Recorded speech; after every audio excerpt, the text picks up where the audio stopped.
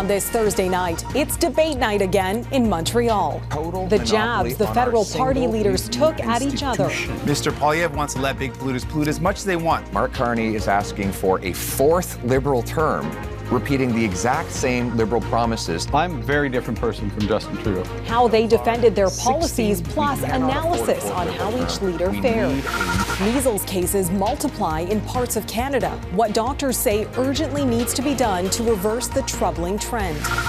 Powerless in Puerto Rico again, the hundreds of thousands without electricity. And is there life beyond Earth? We found the strongest evidence to date. Why scientists are cautiously hopeful.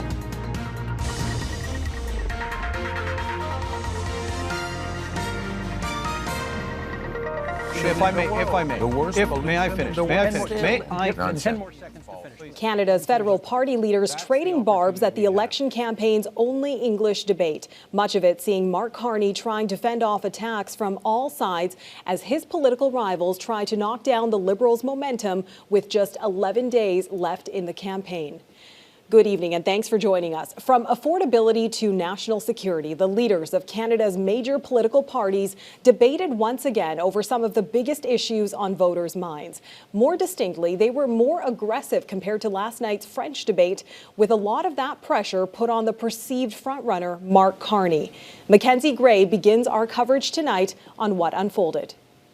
Mr. Carney, they're coming at you from both sides. What do you say? Okay. Right off the bat, the Liberal leader was under attack. You are exactly the same in the same line as Justin Trudeau and the rest of the Liberal team that is now making up your cabinet. Mr. Carney, you are becoming a real Canadian leader, saying one thing in French and another one in English. Trying to make Mark Carney look like Trudeau 2.0, a criticism the Liberal leader brushed off. I know it may be difficult, Mr. Poilievre. You spent years running against Justin Trudeau on the carbon tax, and they're both gone. Okay, they're both gone. You want to apply a massive industrial carbon tax. Carney barely looked at Pierre Poilievre during the debate and rarely took the bait from the Conservative leader's attacks. But do you know the answer? Hidden the carbon tax either. You're just throwing out thousands of dollars. Thousands of Just dollars. making it up, though. You don't Extra know. cost.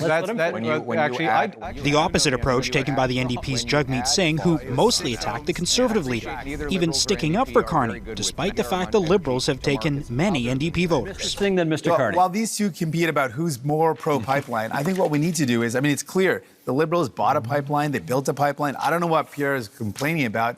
That's what they did.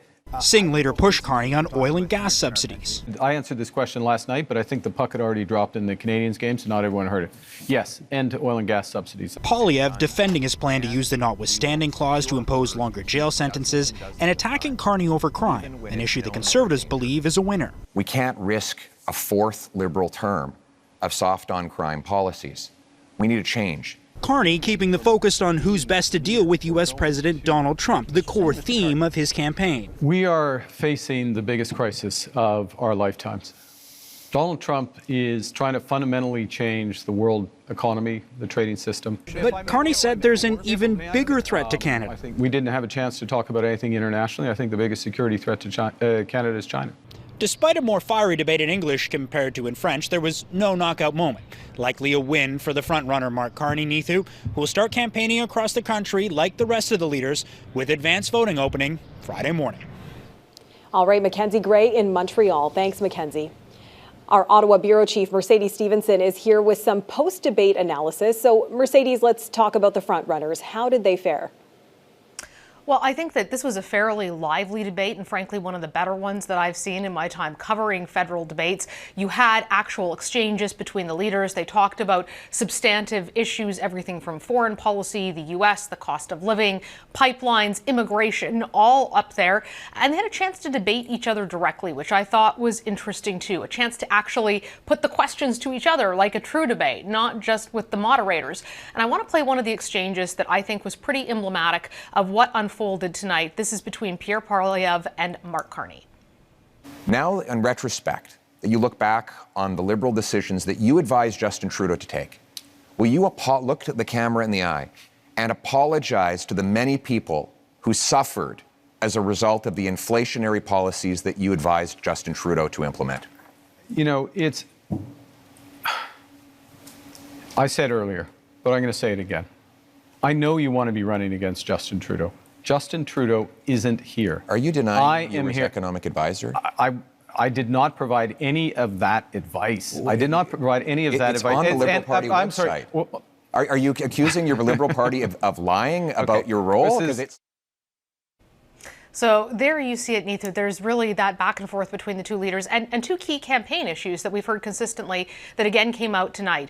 It is Pierre Poilievre trying to brand Mark Carney as just another Justin Trudeau, the fourth term, and Mark Carney trying to say, I am independent and distance himself as much as he can from Justin Trudeau. We'll see whether or not that resonates with voters. I think coming away from tonight's debate, nobody should be resting easy or feel that they've got a lock on things, and we won't really have a sense of how this all goes down with Canadians for a few more days as they digest it over Easter dinner. Okay, Mercedes, focusing now on the tone of the party leaders, there was a bit of a change in demeanor compared to what we've seen before. There was, Neithu, and this was one of the kind of big questions tonight was, would it be testier than the French debate? Yes. Would Pierre Poilievre keep the nicer position that he appeared to have, deposition when he was speaking? And he did. And it was Jagmeet Singh who actually got more aggressive. Take a look at this because you will think it's Freaky Friday, and there has been a body switch between Pierre Poilievre and Jagmeet Singh in terms of personality here.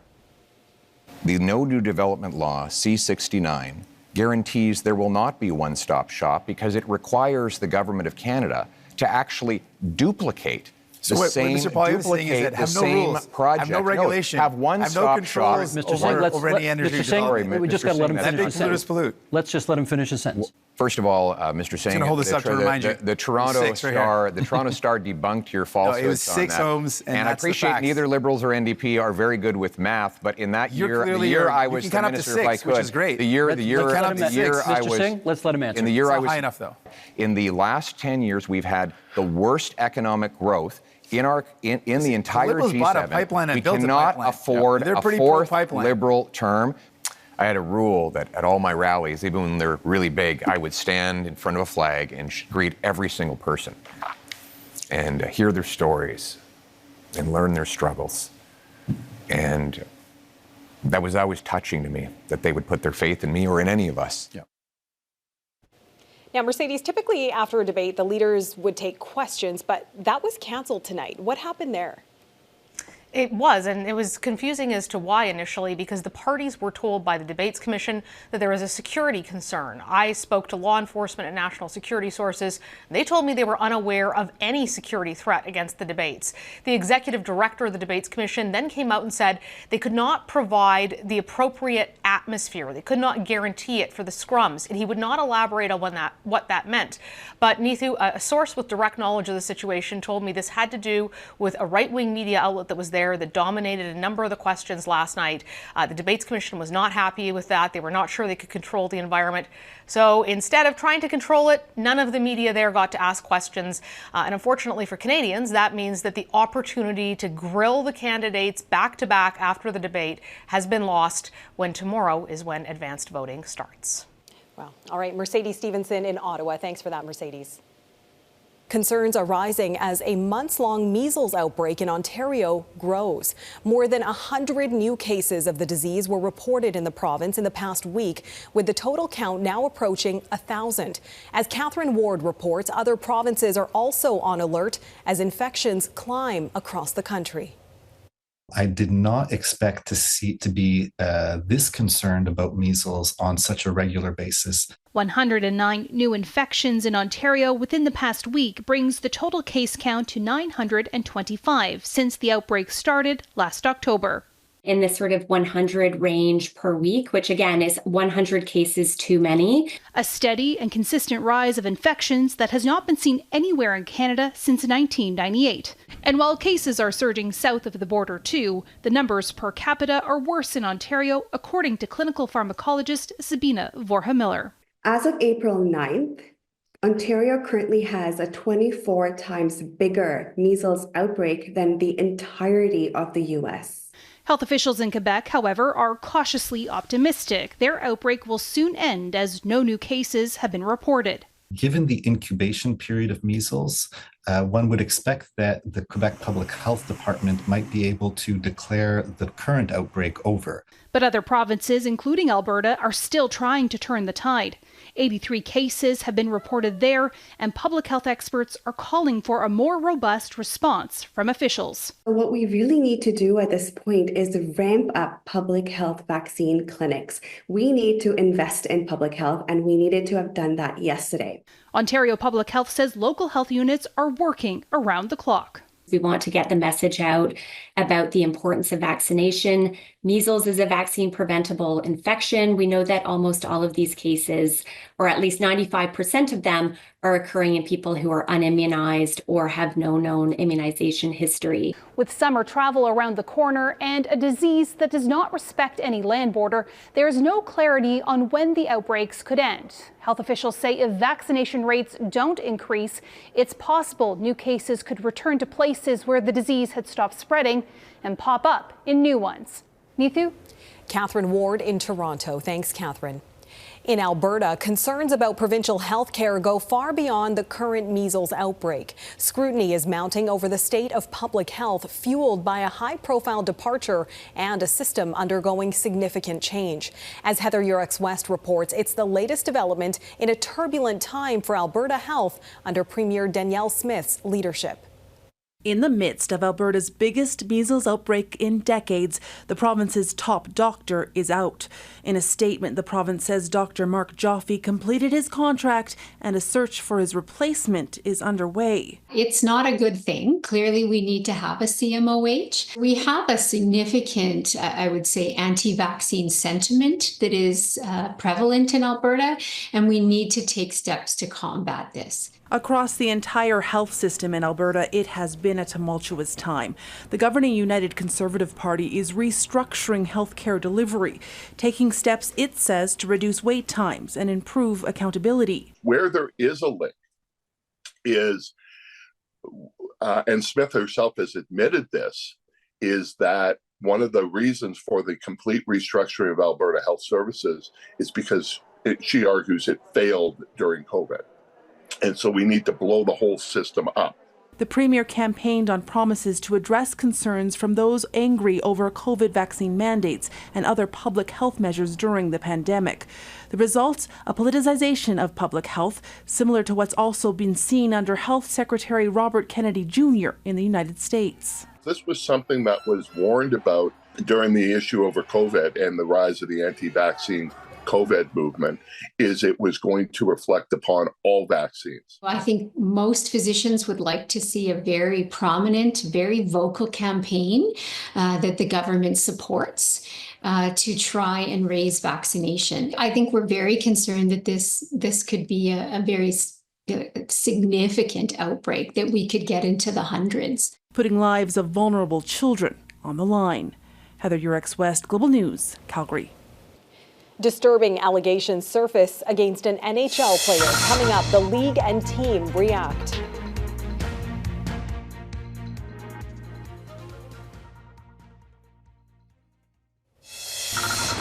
Italian Prime Minister Giorgia Meloni met with U.S. President Donald Trump at the White House today. She's the first European leader to meet face-to-face with Trump since he announced and then partially suspended 20% tariffs on the European Union.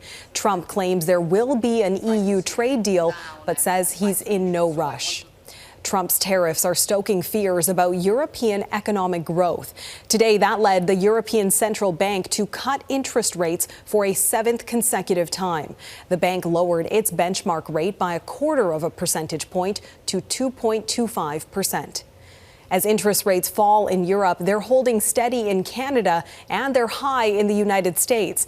That has U.S. President Donald Trump musing publicly about wanting to fire the chairman of the Federal Reserve. Jackson Proskow joins us now. Jackson, why is Trump so upset? Neethu, Trump is essentially blaming Jerome Powell for not doing enough to shore up the U.S. economy as the impacts of tariffs take hold. The president has long wanted control over the Federal Reserve as he pushes for more interest rate cuts, which simply haven't happened because inflation remains stubbornly high in the U.S. This morning on social media, Trump posted Powell's termination cannot come fast enough before he launched into more threats against him from the Oval Office. Oh, he'll leave. If I ask him to, he'll be out of there. But I don't think he's doing the job. He's too late, always too late. a little slow, and I'm not happy with him. All of this follows remarks made by Powell on Wednesday, where he warned that the tariffs imposed by Trump pose a serious risk to the U.S. economy. The tariffs also make it harder to cut interest rates because they raise prices and add to inflation. Now, part of Powell's confidence in being a truth teller here is that he's very clear about the fact that he works for an independent agency and cannot legally be removed before his term expires in May of 2026. So our independence is a matter of law. Congress has, in our statute, we're not removable except for cause. We serve very long terms, seemingly endless terms. So we're protected in the law. Now, all of this back and forth is the absolute last thing jittery investors want to see right now. The markets continue to be highly volatile, and there's a direct link between the credibility of the U.S. Federal Reserve and the strength and stability of the U.S. dollar. But Trump doesn't seem all too worried about that and continues to test the limits of his power to remove people and the limits of his power over parts of the economy that historically have been out of reach for the White House. Neetu? Jackson Proskow in Washington. Thanks, Jackson. A massive blackout knocked out power to the entire island of Puerto Rico, cutting electricity to hospitals, the main airport, and hotels packed with Easter travelers. At its peak, 1.4 million customers were without power. More than 400,000 lost water. Crews are working to restore service, but the cause is still unclear. It's the second major outage in 4 months, and pressure is mounting on the island's power companies to answer why. The cause of death for actress Michelle Trachtenberg has been confirmed. New York's medical examiner says the 39-year-old died of complications from diabetes. Trachtenberg was found unconscious and unresponsive in her Manhattan apartment in February. She was known for her roles in Gossip Girl, Buffy the Vampire Slayer, and Harriet the Spy, among other shows and movies. In the NHL, sexual assault allegations around a New York Rangers player have emerged in a new report by sports publication The Athletic. According to the report, a female Rangers employee accused player Artemi Panarin last year of sexually assaulting her at a hotel in December 2023. The Rangers' parent company later paid her a financial settlement, which involved a non-disclosure agreement and no admission of wrongdoing by Panarin. In a statement, the NHL confirmed the Rangers informed the league they were investigating the incident last year. Separate statements by the league, the Rangers owners, and the woman all say the matter has been resolved.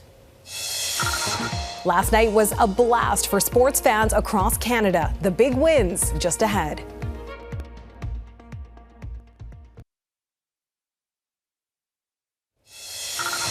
The Montreal Canadiens punched their ticket to the NHL playoffs last night. They'll face the NHL's best scorer ever, Alex Ovechkin, and the Washington Capitals in the first round. But don't count them out. The Habs were the second worst team in the league 2 months into the season and have embraced being the underdogs. Brendan Irusi. After the game, there was a special jersey swap for Habs star Brendan Gallagher. A fan who had purchased his jersey on Hockey Fights Cancer Night returned it to him after learning Gallagher's mom, Della, died from brain cancer. The jersey had "I fight for mom" written on the bottom. And in Vancouver, the start of a new era for professional women's soccer in Canada. The Vancouver Rise beat the Calgary Wild in the Northern Super League's inaugural game. 14,000 fans were in the stands. The league also has teams in Toronto, Ottawa, Montreal, and Halifax. Evidence of life beyond Earth. Next, the scientists claiming a major breakthrough and the others urging caution.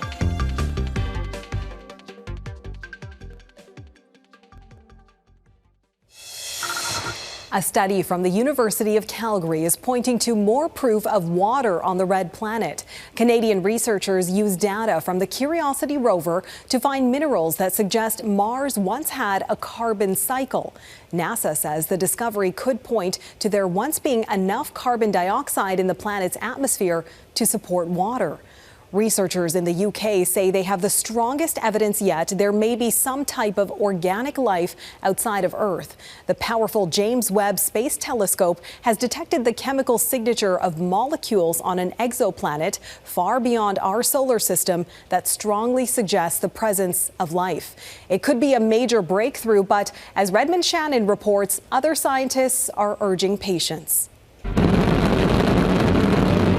From Mars to Venus and the icy moons of Saturn, researchers have long searched for signs of alien life in our solar system.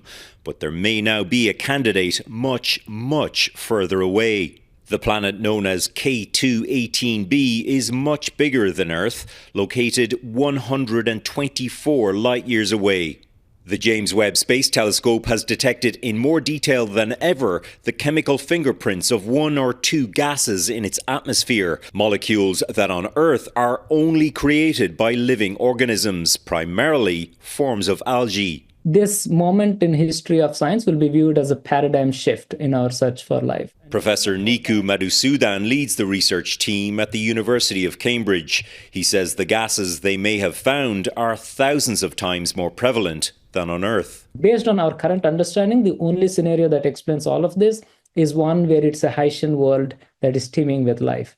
And what is a Haitian world? It's an ocean-covered surface with a thin hydrogen-rich atmosphere. And the ocean being habitable.